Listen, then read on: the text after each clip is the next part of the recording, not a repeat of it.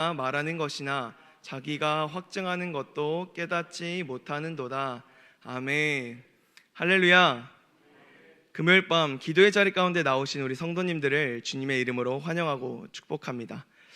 오늘 우리가 읽은 디모데전서 1장 3절에서 7절을 포함하여 크게 1절에서 11절이라는 한 단락의 중요한 주제는 두 가지 표현으로 요약될 것 같습니다. 다른 교훈과 바른 교훈.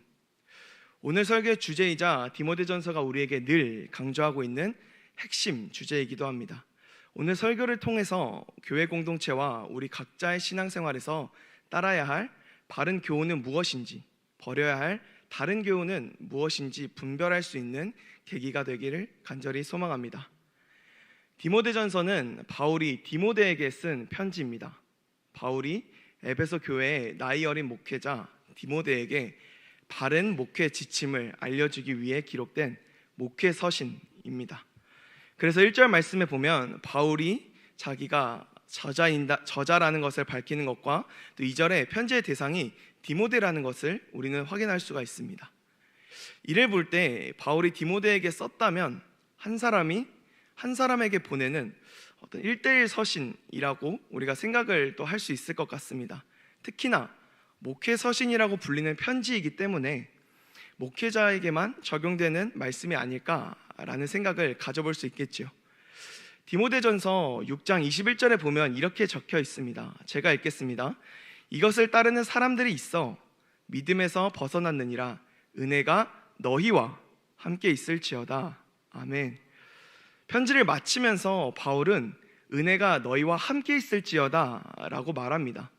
편지의 시작은 디모데 1인이었지만 마지막은 너희라는 복수를 사용하여 다수의 수신자가 대상이 됨을 보게 되는 것이죠. 즉 디모데에게 썼지만 개인을 넘어 디모데가 사역할 교회, 그리고 더 나아가 에베소 교회 안에 오고 오는 모든 성도, 그리스도의 신부가 되는 교회를 향한 편지였음을 알 수 있는 것입니다. 이런 측면에서 본문은 오늘 우리를 향한 바울의 편지이자 하나님의 말씀입니다. 우리 역시 디모데와 같이 믿음 안에서 참 아들, 참 자녀 되었기 때문이지요. 그러므로 우리는 오늘 말씀을 권위 있는 하나님의 말씀으로 받아들여야 합니다. 그렇다면 오늘 본문에서 바울은 1차적으로 디모데에게, 그리고 나아가 우리 교회 공동체에게 편지를 쓴 목적이 무엇일까요? 우리 3절 말씀 다 함께 읽도록 하겠습니다. 내가 마게도냐로, 시작. 내가 마게도냐로 갈 때에 너를 권하여 에베소에 머물라 한 것은 어떤 사람들을 명하여 다른 교훈을 가르치지 말며. 아멘. 말씀을 보니 바울이 에베소에서 마게도냐로 떠나기 전에 디모데에게 에베소에 머물라고 한 것 같습니다. 이는 과거 바울과 디모데는 약 3년 동안 에베소 교회에서 목회했었을 때 바울은 에베소 사역을 마치고 마게도니아로 떠나려고 했었습니다. 그때 바울은 세워진 지 얼마 안 된 에베소 교회가 염려가 되어 디모데에게 교회를 부탁한 것이죠. 바울이 디모데가 에베소에 머무기를 부탁했던 이유이자 또 바울이 디모데에게 편지를 쓴 이유가 바로 3절 후반부에 등장합니다. 제가 읽겠습니다. 어떤 사람들을 명하여 다른 교훈을 가르치지 말며. 아마도 에베소 교회 안에는 다른 교훈이라는 것을 가르치는 이들이 있었던 것 같습니다. 그리고 그 교훈이 에베소 교회 안에서 큰 문제를 일으킨 것 같죠. 그래서 바울이 디모데에게 편지를 써서 에베소 교회 목회자로서 다른 교훈들이 가르쳐지는 것을 막으라고 말하고 있는 것입니다. 이 다른 교훈이라는 것들이 무엇인지 3절만으로는 우리는 자세히 알 수는 없지만 이어진 4절을 보면 신하와 끝없는 족보에 몰두하지 말게 하려 함이라 라는 표현이 등장합니다. 즉 바울이 막도록 지시한 다른 교훈은 사실이 아닌 만들어낸 이야기나 구구절절 이어지는 족보 이야기에 집착하게 만드는 어떠한 교훈이었습니다. 그래서 바울은 이러한 다른 교훈들이 에베소 교회 안에 가르쳐지는 것을 막고 경계하도록 권면하기 위하여 편지를 쓴 것입니다. 우리는 바울이 디모데에게 편지를 쓴 목적을 통해서 교회 공동체와 또 개인의 신앙생활 가운데 기억해야 할 중요한 사실, 그 중에서 첫 번째를 발견하게 됩니다. 바로 말씀 사역자는 다른 교훈으로부터 교회를 지키기 위해 세워졌다라는 것입니다. 말씀 사역자는 다른 교훈으로부터 교회를 지키기 위해 세워졌다라는 것이죠. 본문에서 바울은 디모데에게 에베소 교회 안에 머물며 다른 교훈이 가르치지 못하게 하며 또 신하와 끝없는 족보에 몰두하게 하지 말라고 권면했습니다. 이러한 권면의 궁극적인 목적은 에베소 교회를 다른 교훈으로부터 지키기 위함입니다. 이 일을 위해 디모데가 바울로부터 사명을 이어받은 것이죠. 이를 통해 우리는 하나님께서 바울을 통해 교회 안에 말씀 사역자를 세우셨다는 것을 알 수 있습니다.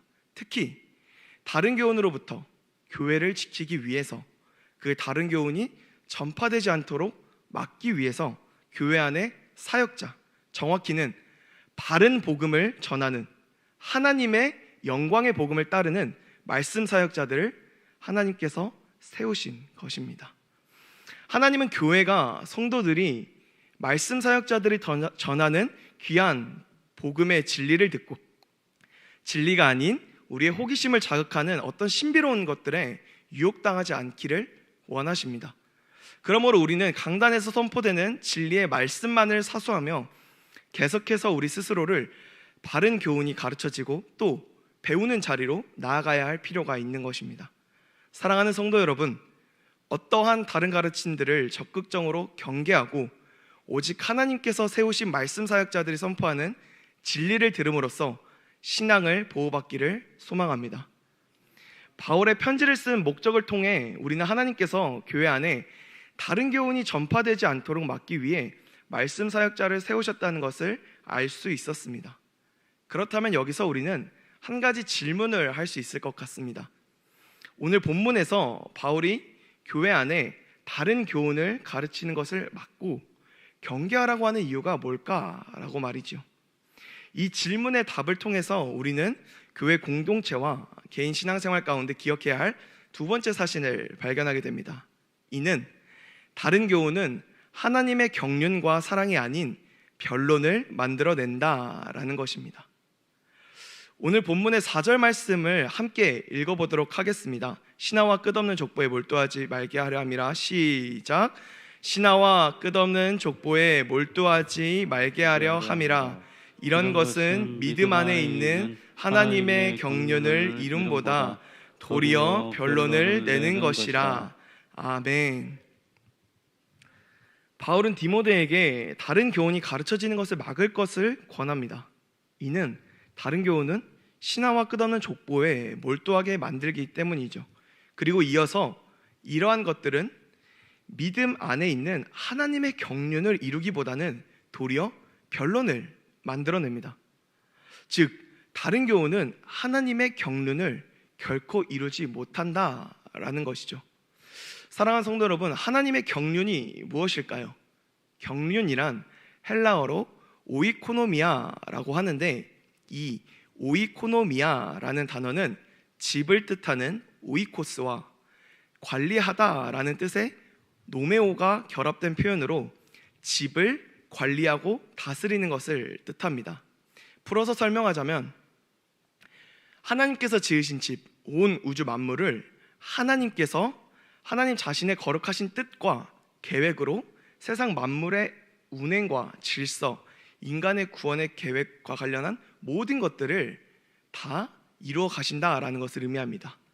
우리가 많이 들어본 표현으로는 하나님의 섭리로 이해할 수 있을 것 같습니다. 즉 하나님의 경륜이란 우리 구원의 복음 사역을 포함하여 이 땅 가운데 일어난 모든 것들이 하나님의 주권과 뜻하심 아래 이루어졌고 현재 이루어지고 있고 앞으로도 이루어질 것을 의미합니다. 이러한 하나님의 경륜이, 하나님의 일이 교회 안에, 교회를 통해서 이루어져야 한다라는 것이죠. 그런데 이를 지금 바울이 다른 교훈이라고 하는 것이 교회 안에 이루어지지 못하게 하고 있다라고 말하고 있는 것입니다. 교회 안에서 이루어져야 하나님의 경륜은 구체적으로 5절에 나타납니다. 청결한 마음, 선한 양심, 거짓이 없는 믿음에서 나오는 사랑, 이 사랑이 교회 안에 나타나는 것이 교회 안에서 이루어져야 할 하나님의 경륜입니다. 이 일을 위해 인류의 조상의 타락에도 불구하고 아들을 보내시면서까지 구원의 역사를 이뤄내셨고, 성령으로 믿는 자들에게 아들의 형상을 본받게 하셨습니다. 즉 누구든지 아들을 믿는 자는 그 믿음으로 말미암아 아들을 본받아 청결한 마음, 선한 양심, 거짓이 없는 믿음에서 나오는 사랑을 갖고 행할 수 있는 것이죠. 여기서 우리는 사도 바울의 편지를 통해 권면하는 이유를 알 수 있습니다. 우리가 다른 교훈을 가르치는 것을 멈추고 경계해야 함은 다른 교훈이 교회 안에 나타나야 할 하나님의 구원 경륜의 결과로 사랑이 나타나지 못하게 하고 우리로 하여금 말다툼과 분열, 논쟁, 변론을 일으키기 때문이죠. 사랑하는 성도 여러분, 말씀을 들은 시점에서 우리는 한번 이렇게 생각해 볼 수 있을 것 같습니다. 내가 있는 공동체는, 또는 내가 있는 자리에서는 하나님의 경륜의 결과대로 청결한 마음, 선한 양심, 거짓이 없는 믿음이 있고 또 그 가운데서 나오는 사랑이 나타나고 있는가? 그래서 공동체 안에서 변론을 내고 분열시키고 다툼을 일으키기보다는 삼위 하나님의 모양과 성품을 따라 사랑 가운데 화평하고 있는가? 우리는 스스로를 돌아보아야 할 것입니다. 바라건대 우리 수원북부 교회 안에서는 하나님의 경륜이 이루어지기를 간절히 소망합니다. 하나님의 경륜의 결과대로 우리 안에 사랑이 가득 넘치길 소망합니다. 계속해서 우리는 바울이 권면하는 바 다른 교훈이 교회 안에 전파되는 것을 막으라는 권면의 말씀을 보고 있습니다. 그렇다면 교회는 다른 교훈을 경계하고 어떤 것을 사수해야 할까요? 어떤 것을 따라야 참된 진리를 깨달아 우리 교회 안에 하나님의 경륜을 이루고 사랑이 나타날 수 있을까요? 여기서 우리는 교회 공동체와 개인의 신앙생활 가운데 기억해야 할 마지막 사실을 발견하게 됩니다. 이는 바른 교훈을 따를 때 참된 진리를 깨달을 수 있다라는 것입니다. 바울은 다른 교훈과 헛된 말에 빠진 이들이 7절 말씀을 통해 율법의 선생이 되고자 한다고 말하고 있습니다. 하지만 이들은 자신들이 말하는 것이나 자기가 확증하는 것에 대해서 깨닫지 못하고 있다고 말하지요. 즉 자신들이 말하는 바나 믿는 바에 대해서 자증하는, 스스로를 증명할 수 있는 능력이 없음을 말하고 있습니다. 그리고 이후에 8절부터 율법에 관한 말씀이 등장합니다. 이를 통해 우리가 한 가지 생각해 볼 수 있는 것은 현재 에베소 교회 안에서는 다른 교훈을 가르쳐지고 있는 것은 율법과 관련된 것들이겠구나라고 추측을 할 수가 있습니다. 헛된 말에 빠진 이들이 구약의 율법을 가지고 와서 지금 교회 안에서 헛된 다른 가르침을 가르쳤다고 볼 수 있는 것이죠. 헛된 다른 가르침의 내용은 디모데전서 4장 3절 상반절을 보면 알 수 있습니다. 제가 읽겠습니다. 혼인을 금하고 어떤 음식물은 먹지 말라고 핥터이나 아멘. 말씀 가운데 혼인을 금한다, 어떤 음식물을 먹지 마라와 같은 행위와 관련된 가르침을 볼 수 있습니다. 즉 헛되고 다른 가르침은 율법주의에 근거한 가르침이었던 것이죠. 바꿔 말하면 예수 그리스도의 십자가 복음에 대한 믿음이 아닌 율법에 기록된 모든 것을 지킴으로써 구원에 이르려는 것, 즉 행위로서 구원을 성취할 수 있다고 가르치고 있는 것입니다. 이러한 헛된 다른 가르침에 바울이 9절에서 10절을 걸쳐 율법에 대해서 변증합니다. 바울에 따르면 본래 율법이라는 것은 옳은 사람을 위한 것이 아닌 범법한 죄인을 위해 세워진 것입니다. 그래서 율법은 우리의 죄를 드러내고 정죄하고 지적함으로 우리가 죄인임을 깨닫게 하는 것입니다. 죄인들이 죄를 깨닫도록 주어진 것이 바로 율법이라는 것이죠. 그렇다면 나 자신이 죄인인 것을 깨달으면 그만입니까? 아닙니다. 내가 죄인임을 깨닫는 것은 나에게 구원의 가능성이 전혀 없다는 것을 깨닫고 결국 율법 외에 새로운 한 길, 예수 그리스도를 의지해야 함을 의미하는 것입니다. 이처럼 율법의 존재의 목적은 죄인됨을 깨닫는 것과 예수 그리스도께로 인도하는 것입니다. 더 나아가 예수 그리스도 안에서 새롭게 변화된 하나님의 나라의 백성으로서의 기준을 알게 하는 것, 이것이 율법의 참 기능과 목적입니다. 이런 측면으로서 율법을 알아야 함을 바울은 변증하고 있는 것이죠. 그렇다면 바울은 이것을 어떻게 깨달았습니까? 무엇이 바울에게 율법에 대한 올바른 관점과 이해를 제공해 주었습니까? 마지막으로 바울은 이렇게 말합니다. 오늘 본문의 11절 말씀인데요, 다 함께 읽어보도록 하겠습니다. 이 교훈은 시작. 이 교훈은 내게 맡기신 바 복되신 하나님의 영광의 복음을 따름이니라. 아멘. 바울 자신이 이렇게 율법의 문제와 관련하여 다른 교훈을 가르치는 이들에게 말할 수 있음은 바로 복되신 하나님의 영광의 복음을 따랐기 때문입니다. 바울의 율법에 대한 변론을 통해 우리가 알 수 있는 것은 복되신 하나님의 영광의 복음이 기준이 되지 않으면 성경의 그 무엇도, 신앙의 그 무엇도 분별하여 판단할 수 없고 도리어 변론을 일으킨다는 것입니다. 사도 바울은 철저하게 복음의 관점에서 율법의 참된 의도를 설명합니다. 거짓 교사들은 율법을 본인의 구원을 위한 목적으로 사용했지만 사도 바울은 철저히 복음에 따라 그 율법을 해석한 것이죠. 본문 안에서는 율법의 문제를 언급하지만 과연 율법뿐일까요? 그 어느 것 가운데서도 복음이 아니면 우리 삶에 일어나는 그 어느 것도 분별하고 판단하는 것은 불가능하다고 생각합니다. 그래서 우리는 이를 통해 알 수 있는 것입니다. 교회는 다른 교훈이나 다른 가르침, 헛된 말들이 아닌 바른 교훈이 되는 하나님의 영광의 복음만을 따르고 그 가르침 안에 거해야 한다는 것을 말이죠. 오직 하나님의 영광의 복음으로만이 참된 진리를 깨달을 수 있습니다. 또한 우리를 믿음 안에서 하나님의 경륜을 이룰 수 있게 하며 청결한 마음과 선한 양심과 거짓이 없는 믿음 안에서 사랑으로 하나님의 뜻을 온전히 순종할 수 있게 하는 것입니다. 사랑하는 성도 여러분, 우리 교회 공동체와 우리 신앙생활 가운데에서 바른 교훈 안에 우리를 세워가야 함을 반드시 기억하시길 소망합니다. 그리고 나아가 그 바른 교훈, 하나님의 영광의 복음이 선포되어지는 자리 가운데 서 있는 우리가 되기를 간절히 소망합니다. 이제 말씀을 마무리하겠습니다. 오늘 우리는 말씀을 통해서 에베소 교회 안에 다른 교훈이 가르쳐지는 문제가 나타남을 보았습니다. 이에 바울이 디모데에게 편지하여 다른 교훈을 가르치는 것을 막을 것을 권면하죠. 이를 통해 우리는 교회 공동체와 우리 신앙생활 가운데 기억해야 할 세 가지를 살펴볼 수 있었습니다. 첫째는 말씀 사역자는 다른 교훈으로부터 교회를 지키기 위해 세워졌다. 둘째는 다른 교훈은 하나님의 경륜과 사랑이 아닌 변론을 만들어낸다. 그리고 마지막으로 셋째는 바른 교훈을 따를 때 참된 진리를 깨달을 수 있다 였습니다.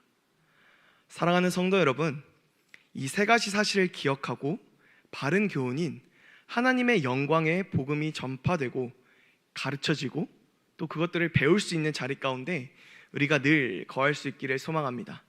그리하여 다른 교훈을 분별하고 경계할 수 있기를 소망합니다. 감사하게도 이번 주부터 마가복음 강해 시리즈가 시작이 됩니다. 예수 그리스도 복음의 시작이라는 주제로 강단에서 예수 그리스도와 복음이 선포될 것입니다. 이는 우리에게 좋은 기회가 될 것 같습니다. 혹여 복음을 잘 모르는 분들이 계시다면 복음을 배워가고 깨닫는 복되고 귀한 시간이 될 것이고, 또한 복음에 대해서 잘 알고 계시다면 자신이 알고 믿고 있는 것들이 하나님의 영광의 복음을 잘 따르고 있는지 확인하고 또 점검하는 시간이 될 것이라 생각합니다. 바라건대 바른 교훈이 선포되는 기회를 놓치지 않기를 소망합니다. 바른 교훈, 하나님의 영광의 복음이 선포되고 가르쳐지는 자리 가운데 우리가 더욱 열심을 내어 나올 수 있기를 소망합니다. 그리하여 우리의 신앙생활과 우리 교회의 공동체 가운데 하나님의 경륜이 이루어지고 청결한 마음과 선한 양심과 거짓이 없는 믿음에서 나오는 사랑, 그 사랑이 우리 수원북부교회 공동체 안에 나타나기를 간절히 소망합니다. 그래서 이 밤 우리 수원북부교회 공동체 안에 바른 교훈을 가르치는 이, 또 하나님의 영광의 복음을 가르치는 이와 그 복음을 듣고 따라가는 이를 위해 기도할 수 있기를 소망합니다. 우리 함께 결단 찬양 부르면서 나아가도록 하겠습니다. 찬송가 200장 달고 오묘한 그 말씀 다 같이 고백하도록 하겠습니다.